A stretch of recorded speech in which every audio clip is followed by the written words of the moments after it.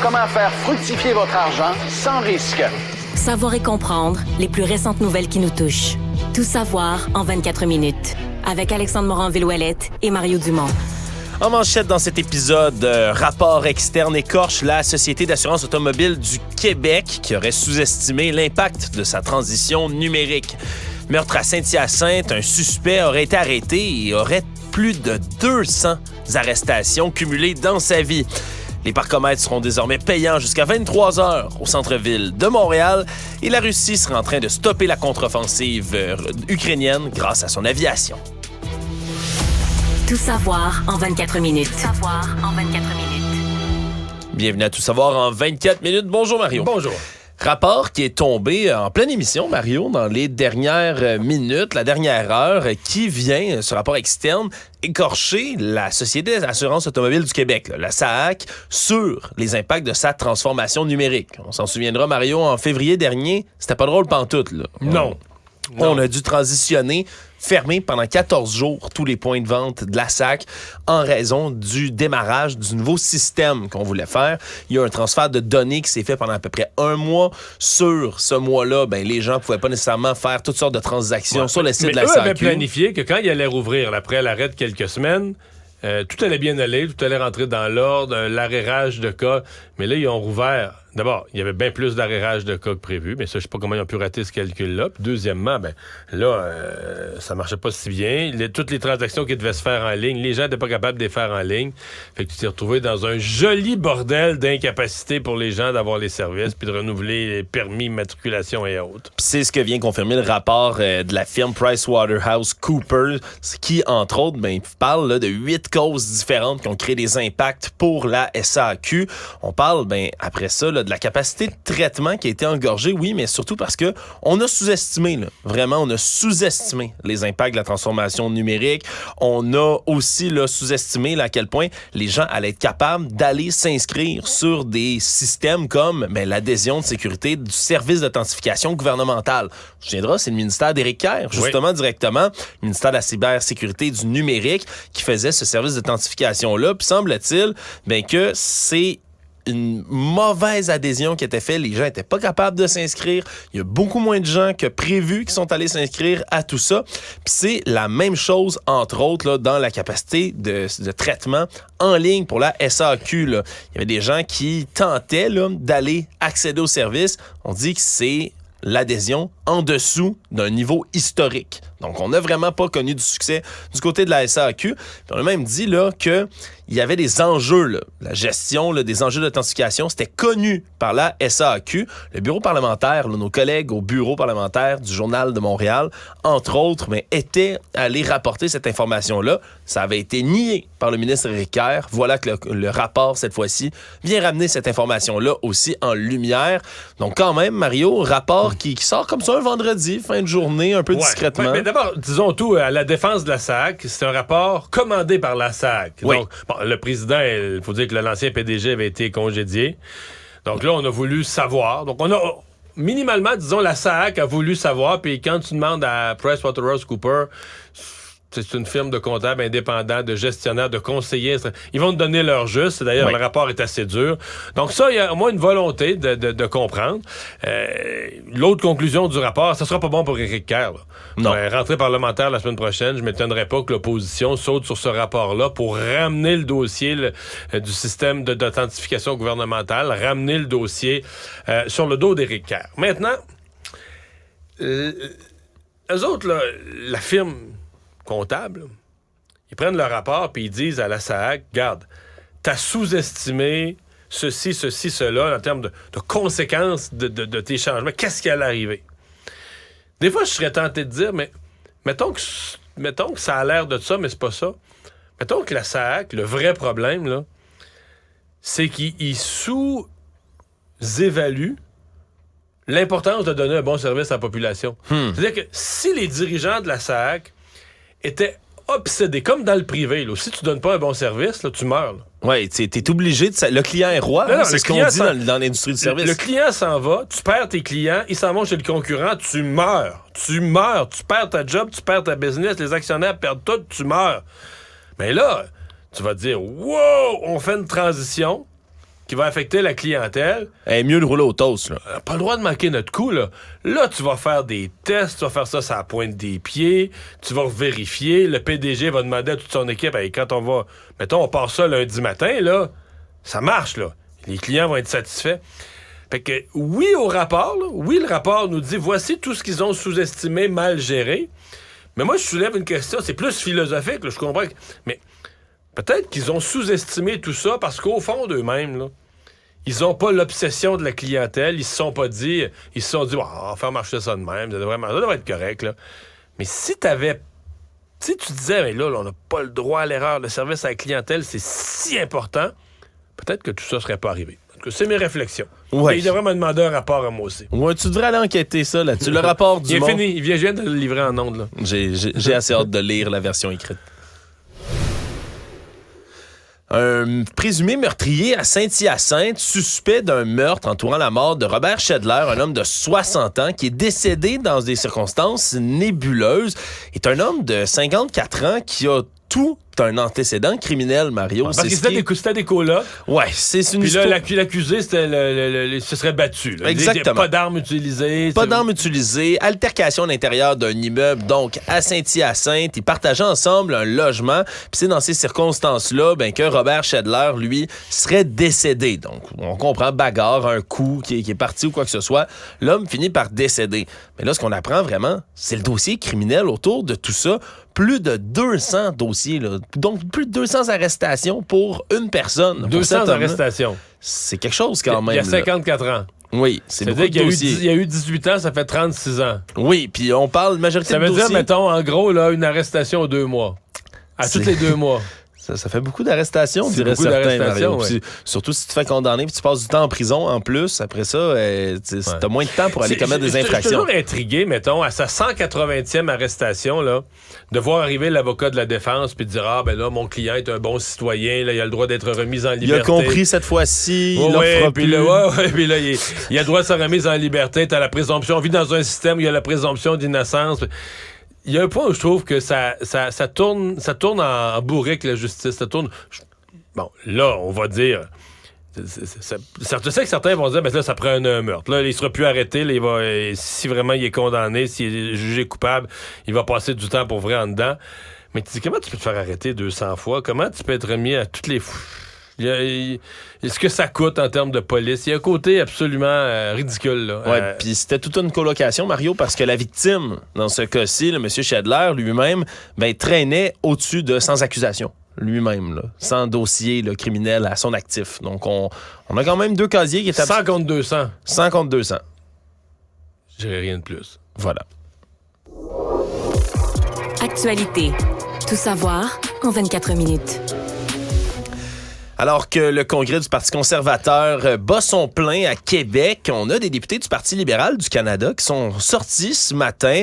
Soraya Martinez-Ferrada et Stephen Guilbeault, ministre de l'Environnement, de la lutte contre les changements climatiques, qui ont fait une sortie en venant s'inquiéter de groupuscules d'extrême droite qui graviteraient autour du Parti conservateur. On nommait entre autres la coalition Pro-Vie, le lobby des armes à feu, en disant qu'il y a également des climato-sceptiques autour du Parti conservateur, ce qui était... somme toute, une des premières répliques quand même à toutes les critiques qui ont été faites par le Parti conservateur contre le gouvernement en place dans les dernières semaines, dans les derniers jours particulièrement.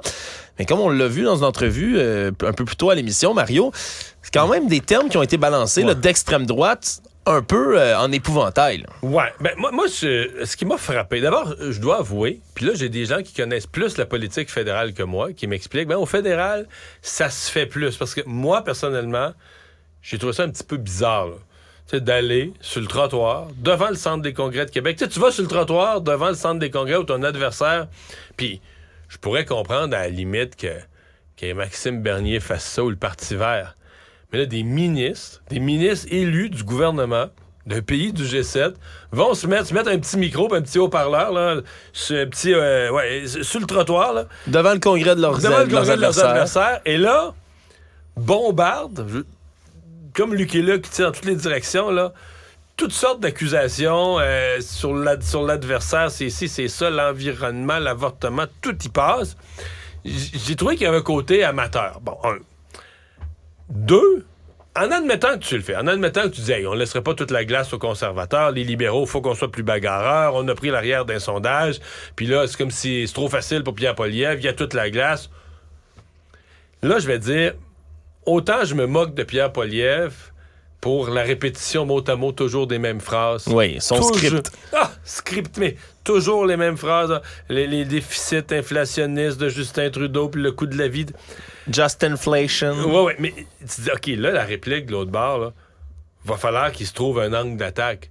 Parce que là, mettons, un matin, là, je vais lancer un chiffre, je pense qu'il y avait 25 accusations différentes contre les conservateurs. Mais en même temps, mettons, je sais pas, là... quelqu'un arrive, tu veux attaquer la réputation de quelqu'un, mais si tu te plantes de ce trottoir devant sa maison, puis tu cries « Ça voleur, il est laid, il pue! » Il va-tu en rester quelque chose? Tu comprends? Si t'arrives devant si t'arrives à des gens, puis tu dis « Voici, là, j'ai un dossier sur lui, là, puis voici 8 pages d'enquête qui démontrent quelque chose de précis. » Oh, là, tu as peut-être soulevé des questions. Mais là, ça faisait vraiment, là, tu te plantes devant son congrès, puis tous les clichés, tout ce qui te passe par la tête, tu garoches ça en vrac.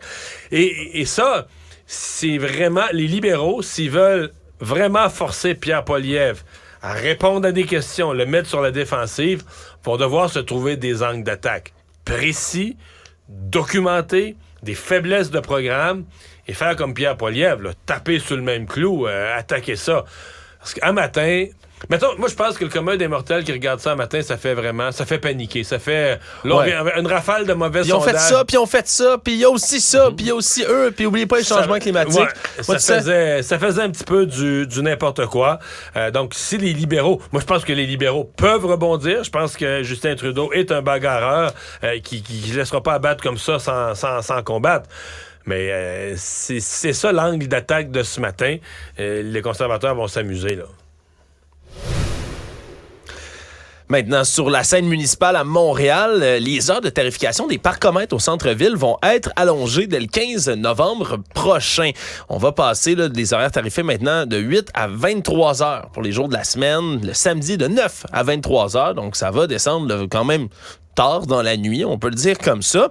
Mais c'est surtout, Mario, c'est pas tant cette annonce-là en elle-même qui a fait jaser. Le pourquoi énoncé. Oui, parce que certains ont souri, Mario. Je vais être poli en lisant le communiqué ce matin de la Ville de Montréal en disant qu'on va faire ça pour un roulement plus important sur les artères commerciales ainsi stimuler la vitalité du centre-ville. Donc, en clair, faire payer les gens jusqu'à plus tard dans la journée avec des parcomètres, ça va les faire venir dans le centre-ville. Ça va dynamiser le centre-ville. Je comprends l'idée de roulement. C'est celle du commerce de détail, par exemple, où on dit, on met des parcomètres parce qu'on veut pas que les gens, quelqu'un, par exemple, qui est un travailleur, prenne une place de stationnement toute la journée devant le Labbé centre-ville ou le Centre Eaton, n'importe quel commerce, puis on veut permettre qu'il y ait des places, donc les gens qui viennent magasiner une coupe d'heure, il y a un roulement, puis que les places se libèrent, puis d'autres les prennent. Ça, je le saisis bien. L'esprit du parcomètre. En même temps, les villes font de l'argent avec ça. Là. On comprend ça aussi. Mais à 22h le soir, à 23h, là, tu vas donner des tickets à des gens qui finissent leur repas au restaurant, qui finissent leur film au cinéma. Je sais pas. Puis ça va jusqu'au samedi soir. C'est le vendredi, samedi soir, les 2 soirs où les gens, justement, habituellement, font des sorties. Fait que je vois pas... Là, puis là, tu vas payer des fonctionnaires le samedi soir à 10h, des fonctionnaires qui vont aller donner des contraventions, l'utilité supplémentaire de ça. J'avoue, puis de dire que c'est pour dynamiser, je suis toujours étonné. Puis on dirait que la ville fait pas le diagnostic. La ville, des fois, va se plaindre. L'étalement urbain, puis... Mais pourquoi vous pensez qu'il y a tant de succès, mettons, au Centropolis à Laval, au 10-30? Pourquoi il y a tant de monde dans les restaurants de la Rive-Nord, de la Rive-Sud, les cinémas, le développement de salles de spectacle? Mais c'est parce que la Ville de Montréal a écœuré les gens des... Autrefois, là, il n'y a pas si longtemps, il y a 20 ans, l'intérêt d'habiter en banlieue, c'est que c'était pas loin de venir voir un film à Montréal. C'était pas loin de venir voir une pièce de théâtre à Montréal. C'était pas loin de venir... Tu venais à Montréal, au restaurant, les bons restaurants à Montréal. Les gens le font de moins en moins. Mais si j'étais maire de Montréal, c'est la première question que je me poserais. Qu'est-ce qu'on fait pour ramener le monde? Pourquoi les gens viennent plus à Montréal? Mais là, on dit, si on les écœure, une bonne contravention de plus, un bon ticket de plus, du parcomètre, ça va plaire. Je dois avouer que ça m'échappe. Ça me dépasse un peu. Sur la scène provinciale, le ministre de l'Éducation, Bernard Drainville, a dû intervenir, ou du moins donner sa vision par rapport à une idée qui flottait dans l'air depuis quelques jours déjà. Là, une des solutions amenées contre la pénurie de main-d'œuvre dans le milieu de l'éducation, Mario, particulièrement autour des enseignants, celle d'abolir la 6e année. Hein? C'est quelque chose qui avait flotté pas mal. Le ministre Bernard Drainville a décidé de fermer complètement la porte à cette idée-là en disant que non, c'est pas quelque chose qu'on va utiliser. Pourtant, il y a plusieurs acteurs du milieu de l'éducation, Mario, qui continuent de dire que ce serait l'une des solutions pour éviter la pénurie sévère. On dit que d'ici 4 ans, là, ça va grimper jusqu'à 14 000 enseignants qui vont manquer, alors qu'il en manque déjà en ce moment au-dessus de 1300. Et de réduire le parcours scolaire comme ça d'un an, c'est sûr, si tu prends tous les enseignants de 6e année qui est aboli puis tu les redistribues ailleurs, ça pourrait venir aider. Puis on parle là, d'une idée qui est partie au départ là, de l'ex-directrice d'école Yolande Brunel, mais c'est allé aussi jusqu'à la Fédération québécoise des directions d'établissement, Nicolas Prévost. On a même chose du côté là, de la Fédération des syndicats de l'enseignement qui, eux, se montraient ouverts à ce genre d'idée-là. Moi, je suis plus ou moins chaud. La 6e année, rentrer au secondaire une année plus tôt, les jeunes à 11 ans dans les polyvalentes. J'ai des questions. Mais la vraie question, je trouve, qui est posée par ça, c'est la question de la durée totale des études. Et là-dessus, il s'est passé quelque chose au Québec depuis 25 ans. Ça s'est fait comme un peu sans qu'on s'en rende compte, et je m'explique. Moi, quand j'allais à l'université, t'avais le même nombre d'années pour obtenir un bac au Québec ou en Ontario. Voici comment. 6 années de primaire, c'est pareil. 5 années de secondaire au Québec, 6 en Ontario. Fait que, oups, le jeune Ontarien, il y a une année de plus au secondaire. Ouais. Mais ici, on a le cégep. Fait que là, oups, là, tu viens d'en rajouter 2 au Québec. Fait que là, c'est mettons que tu changes pas d'idée, mettons. C'est ça. Là, c'est le jeune Québécois qui a une année de plus. Puis, mais là, on est toujours dans l'idée de quelqu'un qui fait son parcours là, en ligne droite. Le plus rapidement possible. En ligne droite, c'est ça. Mais par contre, le baccalauréat en Ontario était 4 ans. Pour Québec, c'était des bacs de 3 ans. Donc, les 2 années de cégep étaient compensées par une de moins à l'université, une de moins au secondaire. Donc, total, t'arrivais à même nombre d'années. C'était le même nombre d'années faire un bac. Sauf en génie, par exemple. Moi, quand j'étais à l'université, les étudiants de génie faisaient l'université en 4 ans. Oui. Parce qu'on disait que c'était un bac plus difficile, beaucoup de matières à voir à l'université. Fait que là, pour les étudiants de génie, c'était plus vrai. Eux, il y avait une année de plus que les Ontariens. Je dis les Ontariens. C'est encore le cas pour certains bacs, Marie. C'est parce que là, c'est le cas pour plusieurs bacs. Hey, le nombre de disciplines au Québec, dans les universités québécoises, au fil des années, en enseignement, en ceci, en cela, bac de 4 ans, le bac de 4 ans est devenu la norme dans un grand nombre de disciplines, de telle sorte que t'es rendu aujourd'hui au Québec à dire, non, mais avoir son bac au Québec, c'est 1 an de plus que dans le reste du Canada. On perd une année. Et c'est là que la question de dire, est-ce qu'on fait sauter la 6e année, ou est-ce qu'on fait sauter le cégep, ou est-ce qu'on fait sauter une année de secondaire, mais comment ça se fait qu'au Québec, on n'est pas capable, dans le même nombre d'années, d'arriver au même résultat? Alors, qu'on perd une année. Moi, je trouve que là, il y a une vraie question. Puis, si tous les départements universitaires ont transformé les bacs en bacs de 4 ans, ben moi, ça me porte à croire qu'ils n'ont pas fait ça pour rien, là, pas pour garder les jeunes pour le fun à l'université. C'est parce qu'ils sentent que... Parce que l'idée, c'était que tu allais sortir du cégep plus avancé, mieux préparé. Mais les universités québécoises elles-mêmes semblent pas penser que c'est le cas. Ouais. Fait que là, il y a une année qui se passe. Moi, j'ai un questionnement sur le nombre total d'années. Puis là, c'est vrai que dans le contexte d'une pénurie d'enseignants, ben ça complique encore l'affaire. Puis dans un contexte de pénurie de main-d'œuvre, Mario, mais tu veux que ta main-d'œuvre arrive plus rapidement sur le marché du travail aussi. Là. Il y a cette question-là qui vient se rajouter. Donc, oui, beaucoup de réflexions à faire. Puis c'est surtout, d'ailleurs, ce qu'on dénonçait comme ça, la Fédération des syndicats de l'enseignement, entre autres, en disant, regardez, on n'est pas nécessairement pour, mais on trouve que le fait que M. Drainville décide de l'écarter complètement tout de suite de la table puis de fermer la porte, c'est surtout ça qui est décrié parce que la réflexion, elle devra se faire.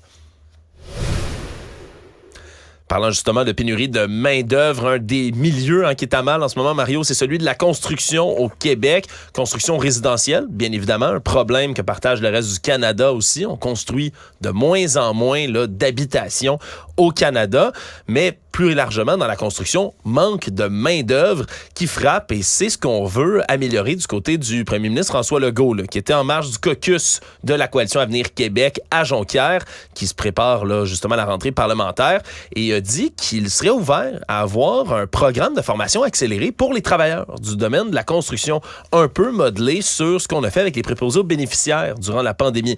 On s'en souviendra, là, on avait même payé la formation et payé pendant la formation les gens qui décidaient de se rendre pour devenir préposés aux bénéficiaires. Donc, on aurait des formations plus courtes pour la construction qui seraient rémunérées. Puis ce que rêve François Legault, c'est ce qu'il expliquait, c'est que ce serait des formations qu'on ferait là, durant l'hiver, de manière à ce que dès le printemps prochain ou le printemps qui suit la formation, on reprenne là, pendant l'été, on s'entend, c'est là qu'on construit. Ouais, mais moi, je trouve ça bon. Je me demande juste où ça va s'arrêter parce que on va avoir des formations accélérées. Des profs accélérés, dans tous les des domaines. préposés accélérés. Puis c'est parce que ça finit plus. Tu vois, ce matin, la presse avait un dossier intéressant, puis j'ai fait une entrevue là-dessus à LCN. On veut maintenant la réparabilité de nos appareils. Même Simon Jolin Barrette a mis ça dans la loi sur la protection du consommateur. Ouais, contre l'obsolescence programmée. Oui, donc on veut que nos laveuses, nos sécheuses, nos lave-vaisselle, que ce soit réparable. Puis on dit même la loi dit aux compagnies, ça doit être réparable avec des outils ordinaires que le commun des mortels a dans son coffre d'outils. Il faut que les pièces soient disponibles. On veut du vraiment réparable. Oui. Mais les programmes, c'est un métier bien simple, réparateur d'électroménager. Les programmes se donnent en formation professionnelle, les personnes qui s'inscrivent. Il n'y a pas de jeunes qui s'inscrivent, même il y a peu d'inscrits. Puis le peu d'inscrits qu'il y a, c'est des gens plus âgés, 30-35 ans, qui reviennent réapprendre un métier. Fait que là, tu te dis, OK, t'as quelque chose.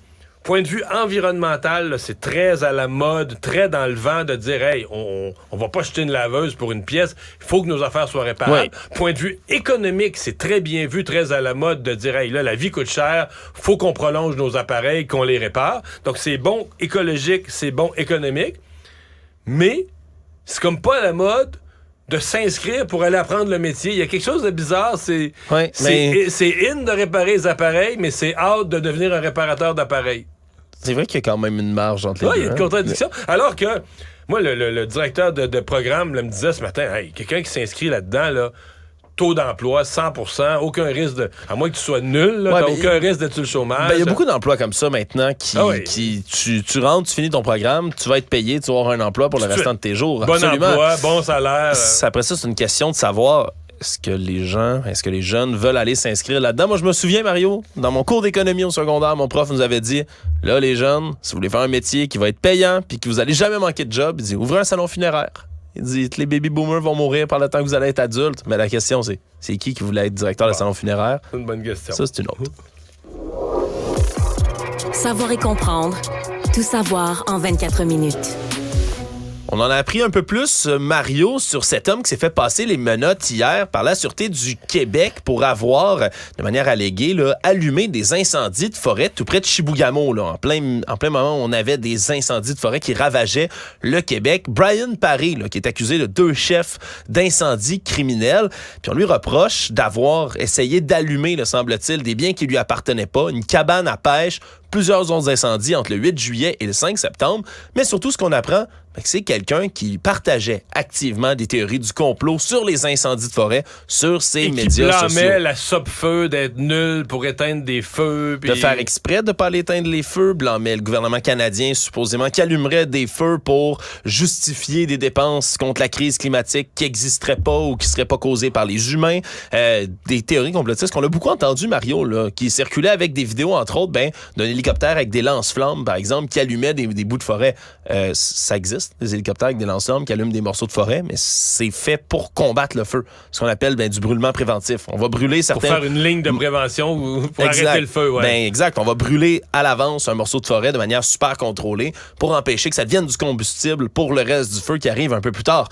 De prendre des images comme ça, de les sortir de leur contexte puis de dire « Regardez ce que le gouvernement fait », bien évidemment, c'est les théories du complot qui ont beaucoup circulé, Mario. Donc, on verra ce qui va sortir. Mais c'est un type connu des milieux policiers, là. Hein? C'est un type qui avait quand même... À part son complotiste, j'ai vu qu'il y avait quelques dossiers derrière la cravate. Mais bon. Puis ça va être intéressant de suivre le procès, Mario, d'ailleurs, de cet homme-là, parce que pour ce qui est d'un avocat de la défense, c'est une défense qui va être exploitable par la suite, de dire, regardez, il faut prendre en compte l'aspect psychologique, psychiatrique de mon client, voyez les théories qu'il repartageait. Ça peut devenir une défense, ça, Mario, qui peut se tenir en cours. Résumé de l'actualité en 24 minutes, c'est mission accomplie.